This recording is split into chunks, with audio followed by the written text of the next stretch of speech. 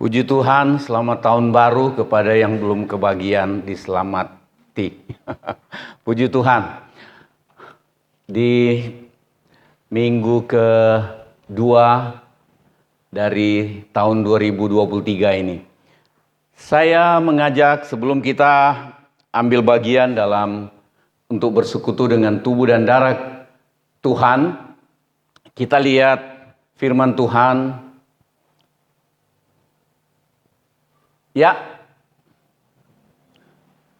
kita lihat ada hal yang utama dalam hidup ini menurut firman Tuhan. Ya, kita lihat dulu 1 Korintus 13 ayat yang ke-8. Kasih tidak berkesudahan, nubuat akan berakhir, bahasa roh akan berhenti, pengetahuan akan lenyap.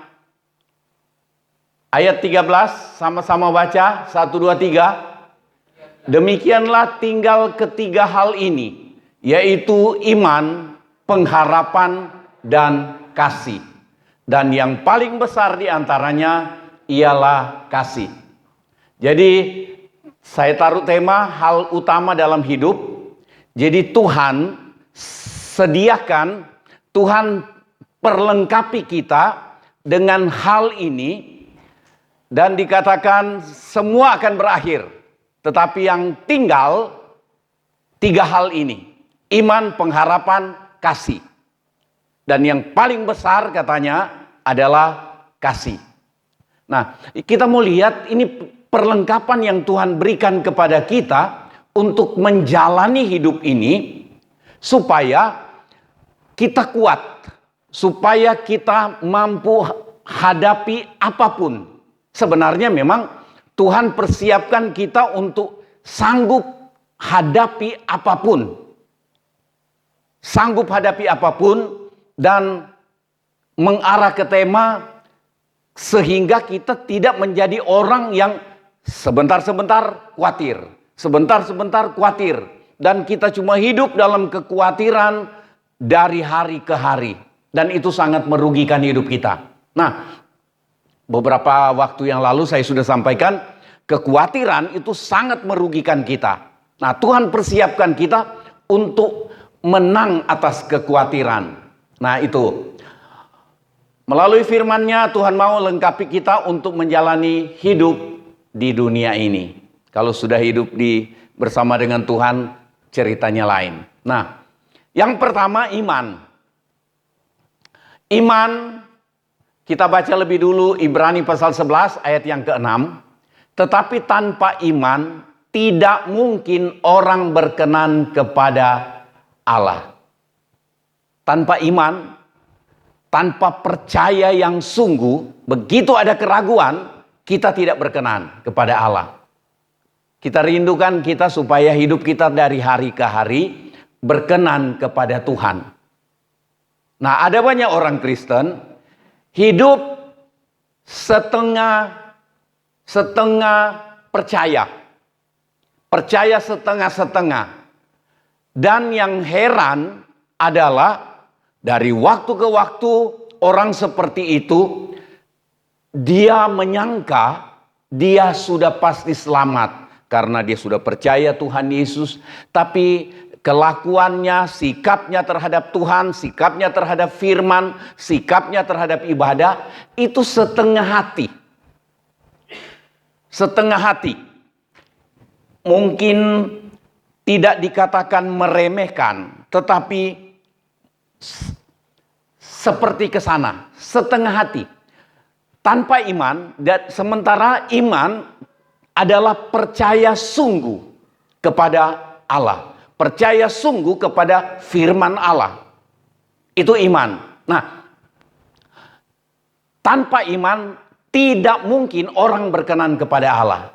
Kalau kita tidak berkenan kepada Tuhan, ada satu ayat di dalam kitab Mazmur saya ingat, dikatakan begini, jika jalan hidup seseorang berkenan kepada Tuhan, maka Tuhan akan menunjukkan jalan yang harus dia tempuh. Jadi kita rindu supaya hidup kita dari hari ke hari berkenan. Dalam kesaksian tadi, Tadi Ibu Melin mengajak kita semua di tahun 2023 ini, mari kita menjadi orang yang makin berkenan kepada Tuhan. Amin. Ya, sebab barang siapa berpaling kepada Allah, dan kita semua, saya berharap dan percaya bahwa kita ini sudah menjadi orang yang berpaling kepada Allah, mengarahkan pandangan hidup kita kepada Allah. Sebab barang siapa yang berpaling kepada Allah, ia harus percaya bahwa Allah ada. Allah ada. Kebanyakan orang percaya Allah ada.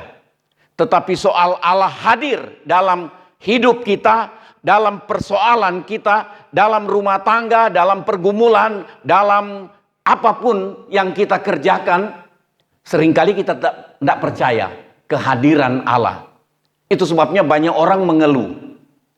Dan banyak orang bertingkah laku tidak karu-karuan.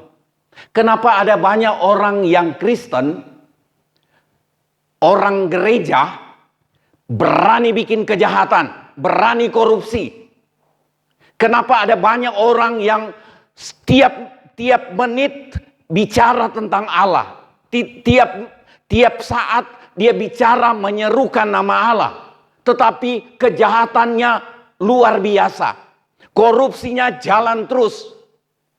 Dustanya jalan terus. Caci makinya jalan terus. Ini orang merasa bahwa dia adalah berpihak kepada Allah. Sikap orang yang berpaling kepada Allah, dia harus percaya bahwa Allah ada. Allah hadir ketika dia ngomong apa.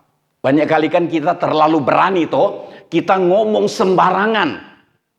Caci maki keluar bebas sekali. Nggak ada penahan, nggak ada penguasaan diri. Dia tidak percaya Allah hadir ketika dia bicara. Dia tidak percaya kalau Allah ada ketika dia berpikir apa, ketika dia bicara apa, ketika dia berbuat apa. Tidak ada orang lain lihat, tapi dia harus percaya Allah ada, Allah hadir. Dan Allah melihat apapun juga yang kita pikir, Allah dengar apa yang kita ucapkan, Allah tahu, Allah hadir, ada lihat apa yang kita lakukan. Itu orang yang berpaling kepada Allah, dia percaya bahwa Allah ada. Bukan cuma Allah memang ada, tetapi Allah hadir. Amin. Allah hadir di tengah-tengah kita pada saat ini. Dengan segala pergumulan saudara dan saya, Allah hadir dan dia peduli. Itu berita baik buat kita. Tetapi orang yang tidak bersungguh-sungguh, kehadiran Allah sebenarnya itu membuat dia malu dan takut.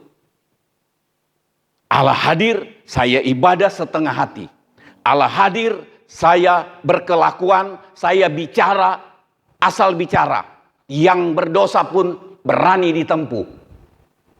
Berarti kita tidak menghargai, sama dengan tidak percaya kehadiran Allah. Bahwa Allah ada, dimanapun kita ada. Ada nyanyian anak sekolah minggu, dulu nyanyinya, saya ada, Tuhan pun ada, di mana-mana Tuhan pun ada. Harusnya kita ingat itu, di mana kita ada, Tuhan ada. Nah, yang pertama soal iman, percaya bahwa Allah ada, bahwa Allah memberi upah kepada orang yang sungguh-sungguh mencari Dia. Jadi saudara sungguh-sungguh mencari Tuhan melalui ibadah ini, melalui hubungan saudara pribadi dengan Tuhan di rumah, dan saat teduh saudara menyanyi memuji Tuhan sungguh-sungguh di rumah atau lagi di toko dan seterusnya, Allah memberi upah. Amin. Kalau kita tahu Tuhan memberi upah, saudara datang ibadah sungguh-sungguh.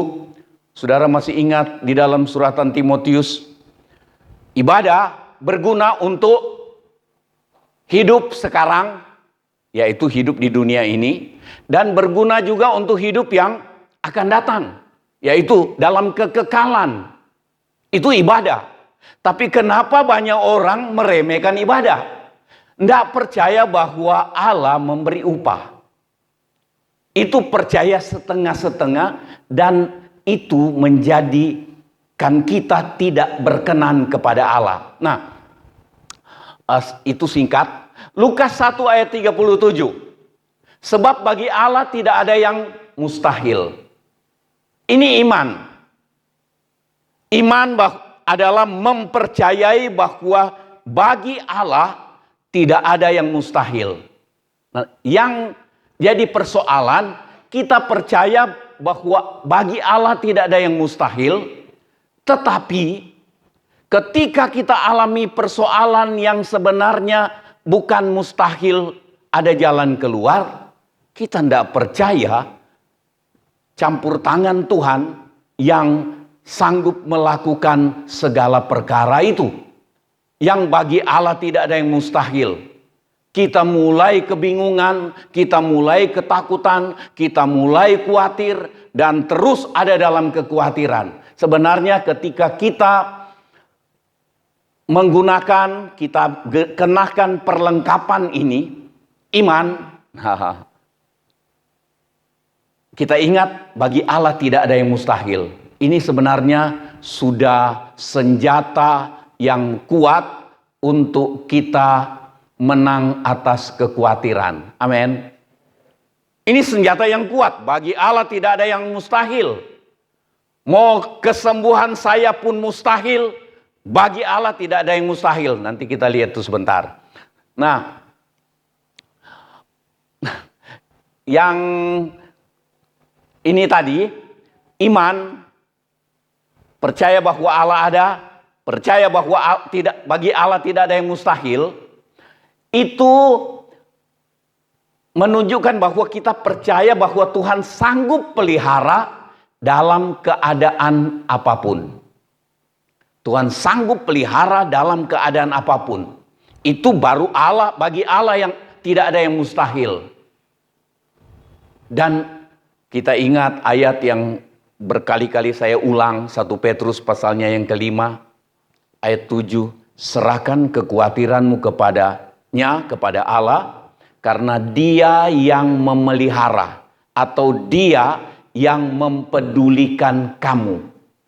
Kalau kita ingat firman ini, Tuhan peduli dengan saya, sebenarnya itu satu kekuatan luar biasa untuk kita mengatasi kekhawatiran yang dapat menyusup untuk mengganggu hati pikiran kita.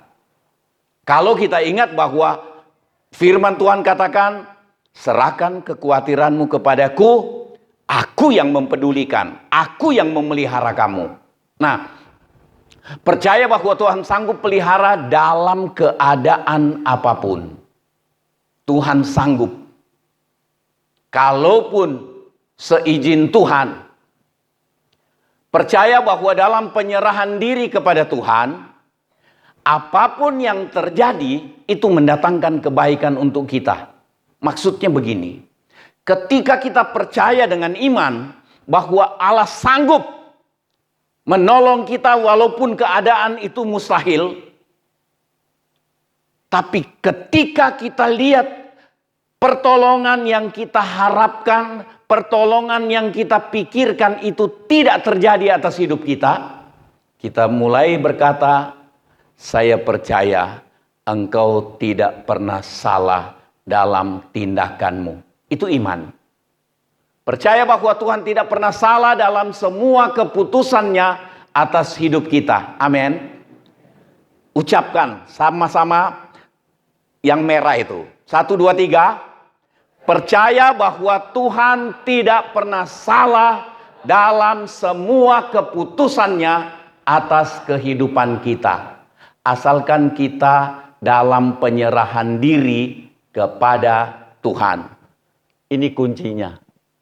Dalam penyerahan diri kepada Tuhan. Apapun yang terjadi, kita dapat menyanyi, apapun yang terjadi dalam hidupku ini. Kadang-kadang ketika kita memberi dorongan kepada seseorang, Kadang-kadang orang itu dalam hati atau dia ucapkan. Dia bilang, om enak ngomong. Tapi bukan om yang rasa.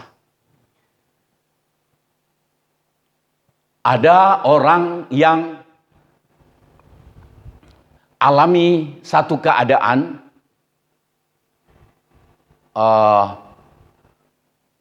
Pasangannya pergi dengan orang lain. Terus begitu dinasehati, dia bilang begini ke saya. Coba om rasa dulu. Saya bilang ngawur. Jangan suruh saya rasa dulu, baru bisa memberi nasihat. Yang saya berikan nasihat ini firman, bukan pengalaman, harus alami dulu. Bilang ngawur. Nah, ya, Nabi Nathan datang memberi nasihat kepada Daud. Daud kan tidak mungkin bilang begini, Nabi Nathan, kamu belum pernah tahu ya. Nasihat firman, yang penting firman, begitu. Nah, sudah. Percaya bahwa Tuhan tidak pernah salah dalam semua keputusannya atas hidup kita. Baik ataupun menurut kita tidak baik. Sesuai dengan yang kita mau ataupun tidak sesuai dengan yang kita mau. Apapun yang Tuhan putuskan, itu baik. Coba nyanyikan sepotong nyanyian ini. Semua baik. 1, 2, 3. Semua baik.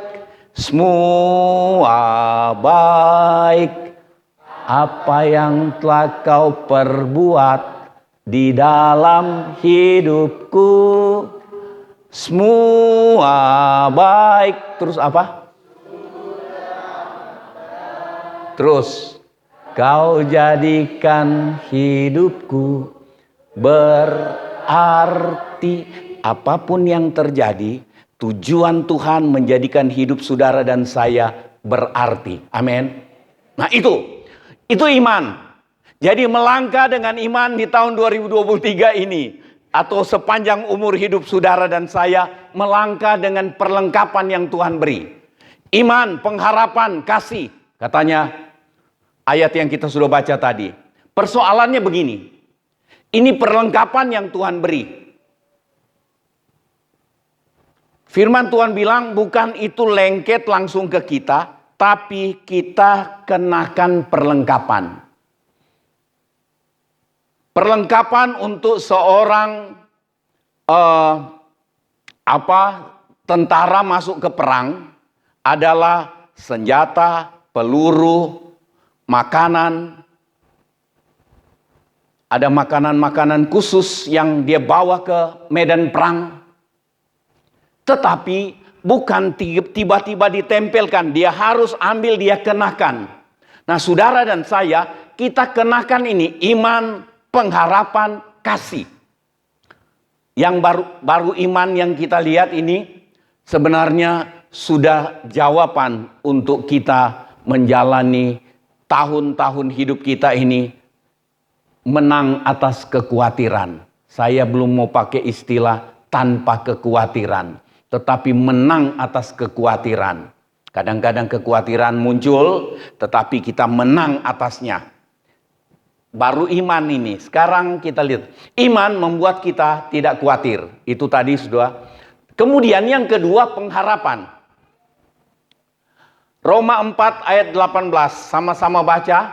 1, 2, 3. Sebab sekalipun tidak ada dasar untuk berharap, namun Abraham berharap juga dan percaya bahwa ia akan menjadi bapa banyak bangsa menurut yang telah difirmankan. Demikianlah banyaknya nanti keturunanmu. Tuhan berfirman kepada Abraham, nanti keturunanmu begitu banyak, seperti bintang di langit, seperti pasir di pantai. Sampai umur 90, 91, 2, 3, 4. Tidak ada tanda-tanda. Abraham bilang sama Tuhan, Tidak mungkin.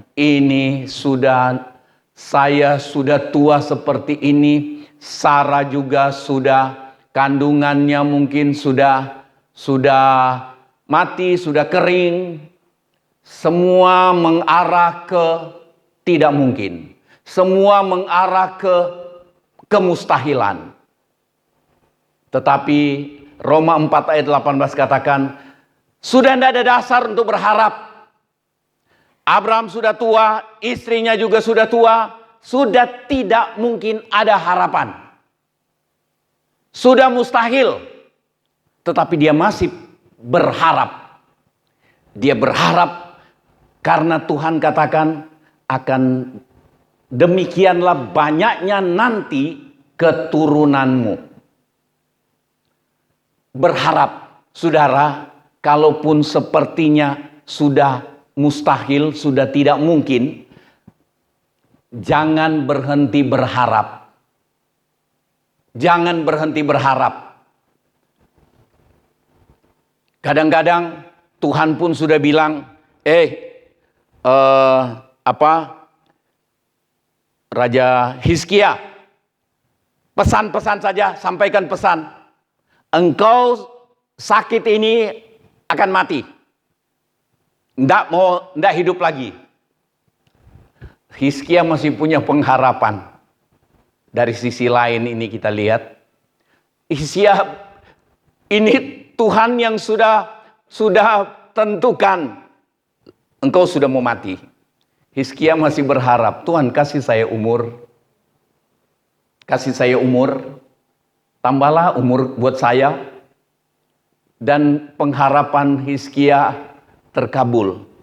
Itu antara lain contoh pengharapan.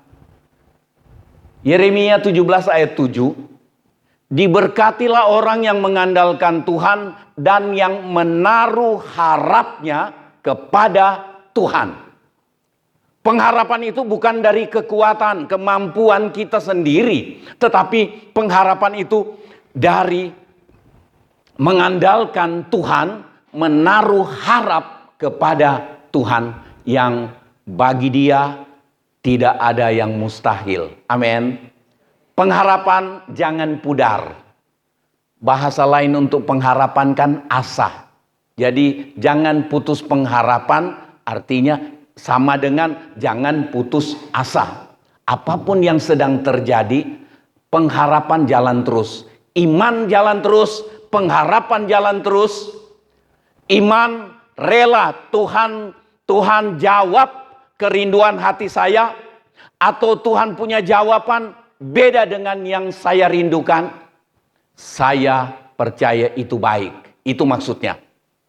Ketika seizin Tuhan kami kena COVID dan saya rasa memang sudah dekat-dekat mau mati, tetapi saya masih berharap. Saya bilang, Tuhan, rela kalau sudah mau mati dengan ini. Kalau mau mati, matilah. Kalau mau hidup, hiduplah. Itu pengharapan. Dan ada tawar-menawar. Saya bilang, tapi kalau boleh, kalau memang sudah mau mati, kalau boleh pulang dulu Panarukan. Dan sampai hari ini pulang Panarukan belum mati-mati. Nah, ya enggak tahu sampai kapan. Tapi diberkatilah orang yang mengandalkan Tuhan dan yang menaruh harapnya kepada Tuhan. Taruh harap saudara kepada Tuhan. Baca sama-sama yang biru dan dan yang merah juga. 1, 2, 3. Tetap berharap kepada Tuhan walaupun keadaan yang kita hadapi sudah tidak mungkin atau mustahil. Hal ini yang jadikan kita tidak khawatir. Harapan kita kepada Tuhan walaupun sudah mustahil. Orang beritahu ke kita bahwa penyakit ini sudah tidak mungkin tertolong. Tetap berharap. Tetap berharap karena harapan kita adalah kepada Allah yang baginya tidak ada yang mustahil. Tetapi harapan kita juga itu adalah jika Tuhan lakukan, putuskan untuk saya hadapi yang tidak seperti yang saya mau, saya doakan, saya harapkan, jadilah kehendakmu karena itu yang terbaik. Itu mendatangkan kebaikan buat saya. Yang ketiga, kasih. Matius 22 ayat 37. Jawab Yesus kepadanya, ada orang yang datang bertanya, hukum mana yang paling utama? Jawab Yesus kepadanya, kasihilah Tuhan Allahmu dengan segenap hatimu dan dengan segenap jiwamu dan dengan segenap akal budimu. Itulah hukum yang terutama dan yang pertama. Dan hukum yang kedua yang sama dengan itu ialah apa? Kasihilah sesamamu manusia seperti dirimu sendiri. Ini orang yang mengasihi Tuhan adalah orang yang mengasihi sesama.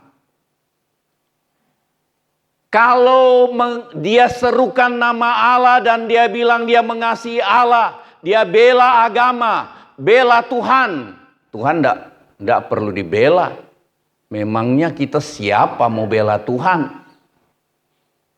Oh, bicara tentang mengasihi Tuhan, membela Tuhan, kepentingan Tuhan, tetapi mencaci maki manusia itu omong kosong. Dia bukan mengasihi Allah, dia kira dia mengasihi Allah. Nah, saudara, kita mengasihi Tuhan itu terlihat dari cara dan sikap kita ketika kita beribadah. Bagaimana hubungan kita dengan Tuhan, keeratan kita dengan Tuhan, kedekatan hati kita dengan Tuhan, itu menentukan sikap kita ke manusia. Orang yang punya hubungan dekat dengan Tuhan, firman Tuhan bilang, dekat Allah aku tenang. Ketika saudara tenang, sikap saudara terhadap sesama juga tenang, ya kan? Tapi kalau orang hubungannya dengan Allah itu tidak dekat, itu orang gampang gelisah dan gampang berangasan. Gampang berangasan. Begitu disinggung sedikit, dia angkat perang. Untung tidak ada parang di sebelahnya. Kalau ada parang, dia angkat parang. Itu di mulut mengasihi Tuhan, tapi bukti mengasihi sesama. Nah, kalau kita mengasihi Tuhan dan mengasihi sesama, maka dalam 1 Yohanes 4 ayat 18, di dalam kasih tidak ada ketakutan. Kasih kepada Tuhan membuat kita tidak takut beri waktu untuk datang ibadah. Kadang-kadang dulu saya, saudara pasti enggak. Tapi saya dulu, saya rasa sayang sekali kalau saya datang lebih cepat ke gereja. Saya rasa sayang sekali waktu masih kerja di kapal. Saya rasa sayang sekali. Jadi saya tunggu pendetanya sudah naik mimbar, baru saya masuk. Saya habiskan waktu di luar gereja, saya ngerokok dulu, habisin 1 batang, 2 batang, baru saya masuk. Saya sayang, kemudian persembahan, saya tukar uang sampai sekecil-kecilnya, caranya adalah saya beli korek. Korek kan murah, jadi dikembalikan uang kecil-kecil, itu yang saya pilih untuk biar majelis gereja umumkan, saudara kalau saudara memberi persembahan kecil, saudara tidak mengasihi Tuhan, tidak mempan ke saya. Kenapa? Memang belum ada kasih kepada Tuhan. Kasih, apalagi kasih kepada sesama. Hidup dalam pementingan diri sendiri. Saudara, ketika kita mengasihi Tuhan, firman Tuhan bilang, di dalam kasih tidak ada ketakutan. Kita tidak takut beri waktu kepada Tuhan. Kita tidak takut. Tidak takut beri waktu untuk beribadah. Kita tidak takut menabur untuk pekerjaan Tuhan dan kepada sesama. Saudara ingat Galatia 6 ayat 9. Jangan jemu-jemu berbuat baik, menabur. Karena kalau sudah datang waktunya, engkau akan menuai. Jika engkau tidak menjadi lemah. Jika kita tidak menjadi lemah. Saudara, ini jaminan. Ketika kita mengasihi Tuhan, kita berani. Kita berani menabur. Kita berani beribadah. Beribadah katanya, kamu harus beribadah kepada Tuhan Allahmu, maka Ia akan memberkati roti, makananmu dan air minumanmu, dan penyakit dilalukan. Janji itu janji bagus apa enggak? Janji bagus. Tapi banyak kali kita kurang percaya. Itu sebabnya kita setengah hati ibadah. Maka kita dapat juga setengah makanan, setengah minuman, setengah kesehatan. Dapat setengah. Setengah hati dapat juga setengah, kan begitu. Menaburnya setengah, dapat setengah. Setengah hati dapat juga setengah. Nah, ya itu cuma nakalnya saya, bukan. Tetapi orang yang mengasihi Tuhan, dia jadi orang yang tidak takut. Saudara, periksa hati kita masing-masing. Saya ini datang ibadah, saya takut beri waktu. Padahal 1 minggu cuma 7 kali kita ibadah. Tiap kali ibadah 4 jam. Saya ingat tahun-tahun 60-an. Orang dari gereja Pantekosta, saya bukan. Tapi orang dari gereja Pantekosta, mereka ibadah. Ibadah mereka dari jam 8. Bubar-bubar jam 12. Saya bilang, apa aja, saya bayangkan aja sudah mengerikan. Apa aja. Tapi saya lihat mereka seger-seger aja, senang-senang aja. Keluar dari gereja, pulang rumah baru mau masak mungkin. Tapi kelihatan mereka sukacita. Saya tidak mampu mengerti. Saya tidak mampu mengerti. Sementara kami kan ibadah paling banyak 1 jam. 1 jam, 1,5 jam. Tidak tahu. Tidak ngerti kenapa. Tetapi begitu mulai alami kedekatan hidup dengan Tuhan, kasih kepada Tuhan karena Tuhan selamatkan saya, karena Tuhan selamatkan kita, kita mengasihi Tuhan karena Tuhan yang lebih dulu mengasihi kita. Amin. Tuhan lebih dulu mengasihi kita. Itu sebabnya kita rindu, kita mengasihi Tuhan. Aku mengasihi Engkau Yesus dengan segenap hatiku. Mengasihi Tuhan dengan segenap hati, segenap jiwa, segenap kekuatan. Kemudian mengasihi sesama. Jadi kalau kita berbuat sesuatu, kita tidak berpikir begini, enak saja dia yang nikmati, aku yang korban. Kalau kita mengasihi Tuhan dan mengasihi sesama, kita berbuat apapun, mau dinikmati orang dan kita juga tidak sempat nikmati, itu tidak masalah buat kita. Karena saya baru mengerti. Saya sudah mengerti apa artinya yang Tuhan Yesus bilang, lebih berkat memberi daripada menerima. Menerima memang enak. Tetapi saya mengerti, kemurahan Tuhan ketika saya bertobat. Sampai hari ini saya mengerti sukacitanya, bahagianya ketika memberi dibandingkan dengan menerima. Walaupun ketika menerima rambutan merah-merah, saudara kirim, saya bersukacita. Dan saya tinggal berkata ke diri saya sendiri, Hei Alfon, berhentilah, jangan abisin itu. Nanti sariawan. Nah, sukacita, ada sukacita ketika kita menerima. Apalagi kita menerima berkat Tuhan. Ada sukacita ketika ada orang telepon, Om, nomor rekeningnya berapa? Sukacita, terima kasih ya, terima kasih. Tetapi saya belajar dan saya alami sampai hari ini, sukacita dan berbahagianya memberi. Itu dari mana? Dari kita mengasihi Tuhan dan mengasihi sesama.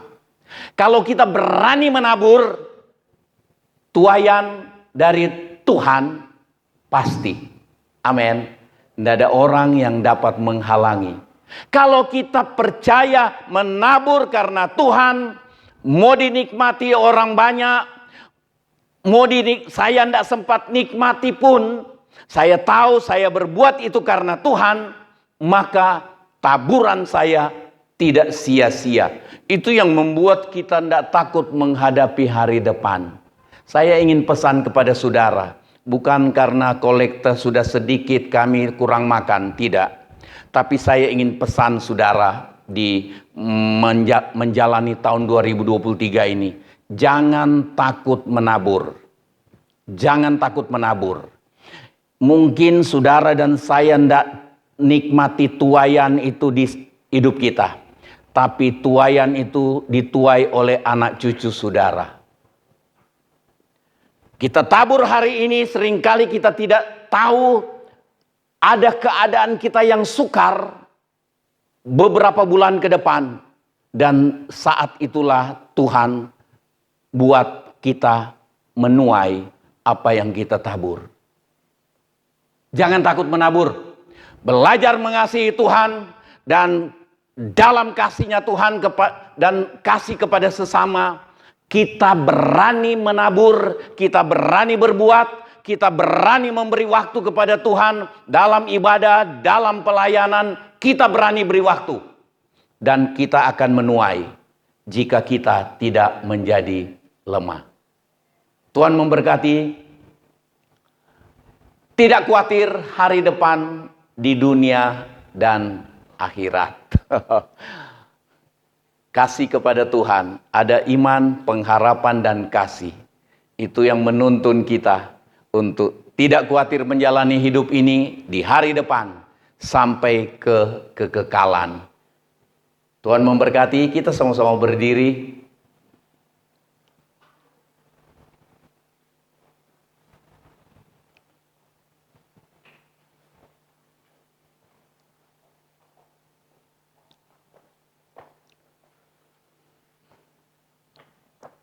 Ya, iman percaya bahwa Tuhan berbuat yang terbaik bagi kita. Pengharapan, kita tetap berharap kepada Tuhan walaupun keadaan yang kita hadapi mustahil. Kasih, tidak takut beri waktu, beribadah, dan menabur. Pegang perlengkapan yang Tuhan berikan kepada kita menjalani tahun 2023 ini.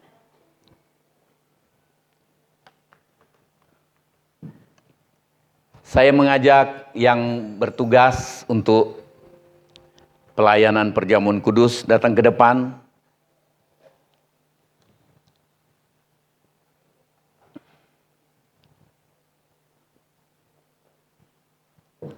Betapa besar kasih pengorbananmu.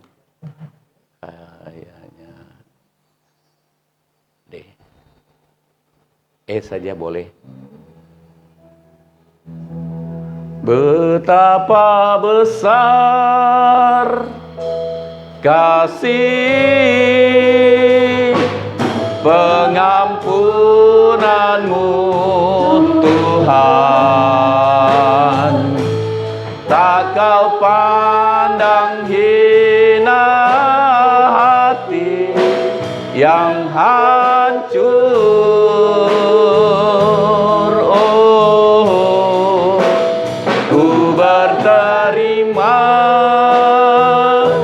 Kasih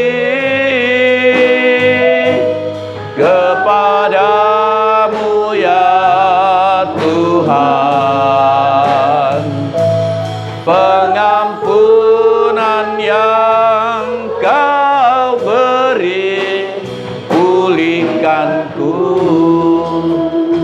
Kita tundukkan kepala sebentar, renungkan kasih Tuhan, dan firman Tuhan katakan,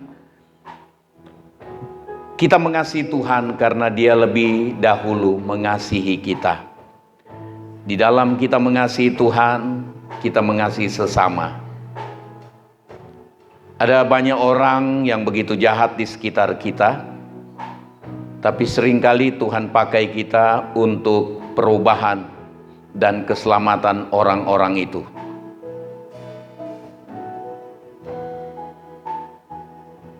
Tuhan beri kita perlengkapan, iman, pengharapan, kasih. Kita sudah dengar dengan singkat 3 hal ini, dan mari kita bertahan. Ketika kita berhadapan lagi dengan perjamuan kudus, kiranya ini makin mendorong kita untuk mengasihi Tuhan dan mengasihi sesama. Dalam kasih tidak ada ketakutan. Angkat tangan dengan iman.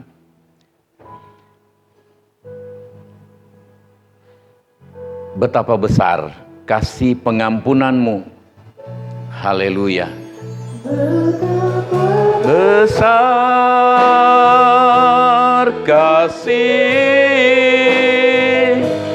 pengampunanmu, Tuhan. Terima kasih Tuhan. Tak kau pandang hina hati yang hancur.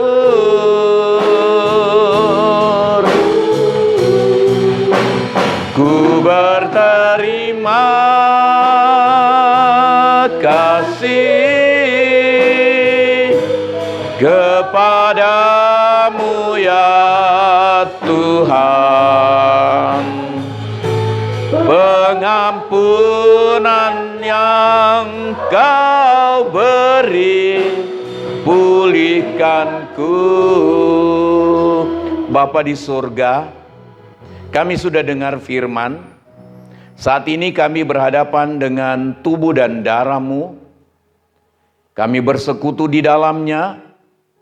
Kiranya kami makin menghargai kasih yang luar biasa dari Tuhan. Dan itu yang mendorong kami untuk mengasihi Engkau. Mempercayai dengan iman, Engkau ada, Engkau peduli, dan Engkau sanggup. Dan kami memiliki pengharapan di dalam Engkau, walaupun kami berhadapan dengan kemustahilan. Dan kami mengasihi Engkau. Kami rela untuk memberi waktu kepada Engkau, memberi waktu, dan kami berani untuk menabur. Dan kiranya kami bersekutu dengan tubuh dan darah-Mu, kami makin menghargai pengorbanan Tuhan yang luar biasa atas hidup kami. Terima kasih banyak Bapa di sorga. Ampuni kami, ada hal yang salah dalam pikiran, perkataan, dan perbuatan kami. Dalam pengampunan-Mu, kami boleh dilayakkan untuk bersekutu dengan tubuh dan darah-Mu pada pagi hari ini. Kiranya kami alami kekuatan baru dalam hubungan kami dengan Engkau dan dalam perjalanan kami untuk mentaati firman-Mu. Terima kasih banyak Bapa di sorga.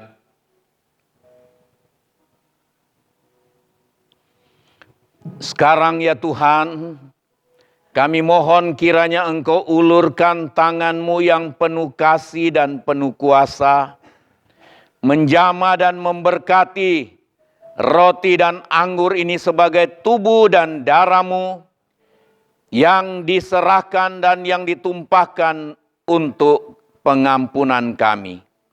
Seberapa banyak kami yang ambil bagian, kami boleh alami pemulihan hubungan kami dengan Engkau. Kami akan ambil bagian untuk bersekutu dengan tubuh dan darah-Mu. Kami mengucap syukur di dalam nama Allah, Bapa, Putra, dan Roh Kudus, yaitu Tuhan Yesus Kristus. Amin. Jemaat dipersilakan duduk, sementara saudara menunggu untuk dilayani. Sungguh besar.